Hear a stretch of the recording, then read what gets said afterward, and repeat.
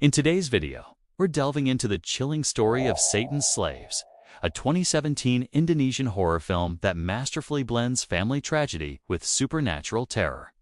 Prepare yourself as we explore a narrative where grief opens the door to a malevolent force, and a family's dark history comes back to claim them. This is the story of how a mother's death unleashes a demonic cult's generational curse upon her unsuspecting children. Our story begins in Jakarta, 1981, inside a weathered, isolated home where an entire family is struggling under the weight of a prolonged illness. The matriarch Mawarni, once a famous singer, has been bedridden for 3 years due to a mysterious and debilitating sickness that has left her unable to speak or move. Her family, consisting of her husband Bari and their 4 children Rini, Tony, Bondi, and the young deaf Mutionis, on the brink of financial collapse. The mounting medical bills and Mawarni's inability to work have drained their savings, forcing them to sell their possessions just to get by. Rini, the eldest daughter, bears the heaviest burden, caring for her mother and trying to hold the family together amidst the growing desperation. The atmosphere in the house is thick with a sense of impending doom, a quiet dread that hangs over every room. One night, the chilling sound of a small bell, the only way Mawarni can communicate, pierces the silence. As Rini attends to her, she is met with a horrifying sight. Her mother, standing unnaturally at the edge of the bed before collapsing to the floor, dead. The family is plunged into grief, but their relief at Mawarni's suffering finally ending is short-lived. Her death is not an end, but a beginning. Strange and terrifying events begin to plague the house almost immediately. It starts with small things. The faint, phantom ringing of Mawarni's bell, shadowy figures lingering at the edges of their vision, and whispers carried on the wind. The children, particularly the younger ones, are the primary targets. Bondi sees a ghostly apparition of his mother in a window, a pale, haunting figure that vanishes as quickly as it appears. Ian, the youngest, begins to draw disturbing pictures of a gaunt, ghostly woman, his own silent way of processing the terror. The house, once a home, transforms into a prison of fear. The family's devout grandmother, Rama, suspects that the entities haunting them are not benevolent spirits, but something far more sinister. She believes they are unholy demons drawn to the family for a nefarious purpose. Her warnings, however, are initially dismissed by the grieving and skeptical Bari. As the paranormal activity escalates, Rini becomes determined to uncover the truth behind her mother's illness and the subsequent haunting. Her investigation leads her to a box of old letters and photographs hidden among Mawarni's belongings. She discovers that her mother was not just a singer, but also a member of a secretive group. The photographs show Mawarni with other elegantly dressed individuals, their faces obscured but their intentions seemingly dark. Through a friend, Rini learns that this group was a fertility cult that worshipped Satan. The horrifying reality begins to dawn on her. Mawarni, desperate to have children, had made a pact with this demonic entity. In exchange for fertility, she promised to sacrifice her last-born child to the cult on their 7th birthday. The youngest child, Ian, is about to turn 7. The entity that has been tormenting them is not the spirit of their mother, but the demonic force coming to collect its due. This revelation recasts the family's entire history in a terrifying new light. Mawarni's prolonged illness was not natural.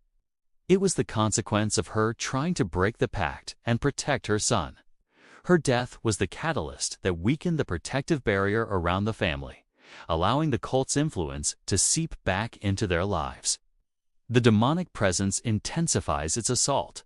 No longer content with simple scares, it begins to physically manifest, its goal now terrifyingly clear.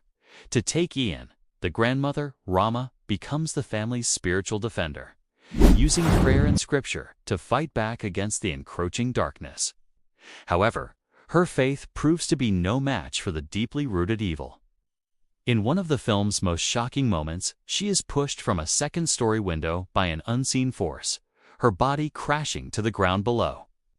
Her death shatters any remaining hope, leaving the family exposed and utterly vulnerable. With their grandmother gone, the family's terror reaches a fever pitch.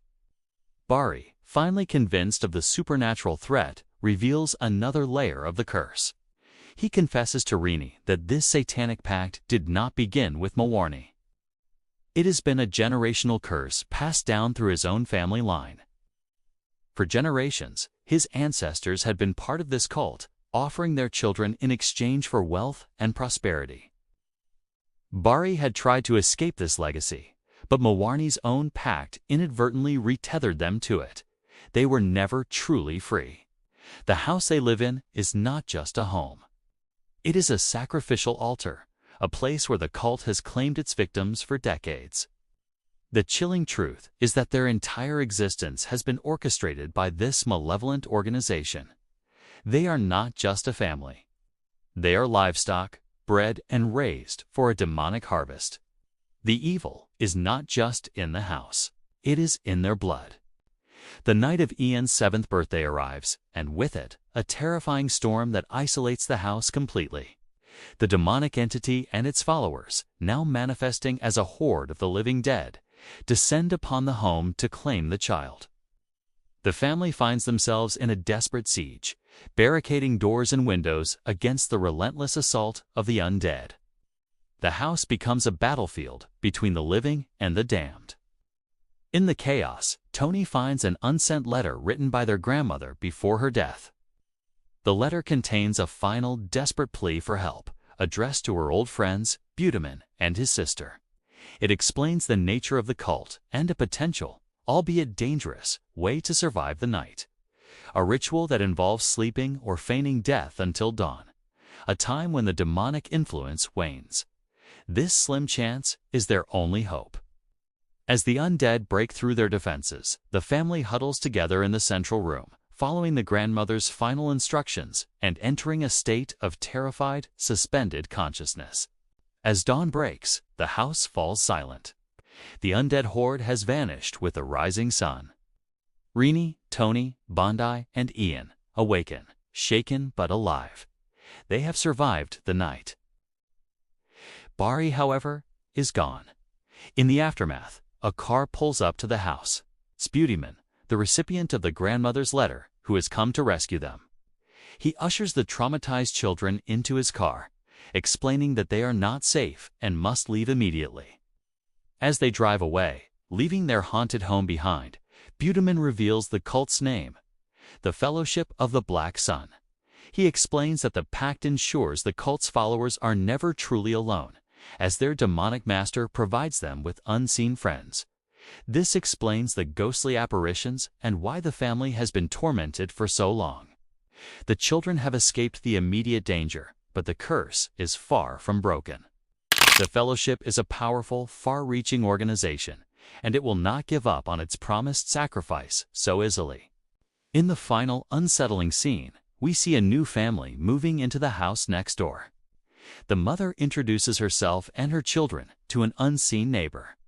The camera then pans to reveal their neighbor is a familiar, elegantly dressed woman from Mawarni's old photographs, high-ranking member of the cult. She smiles, holding a mysterious suitcase, her presence confirming that the Fellowship of the Black Sun is always watching, always waiting. The cycle of horror is poised to begin anew, and the children, though physically safe for now, remain pawns in a demonic game that spans generations. They have escaped the house, but they will never escape the shadow of Satan's slaves. And that is the terrifying generational curse at the heart of Satan's slaves. The film leaves us with a profound sense of unease, reminding us that some evils cannot be outrun and that the sins of the past will always find a way to haunt the present. If you enjoyed this deep dive into the darkness, be sure to like, subscribe, and hit that notification bell for more horror story explanations. Let me know in the comments what you think of this film and if there are any other horror stories you'd like to see covered. Until next time, stay safe and try to ignore the things that go bump in the night.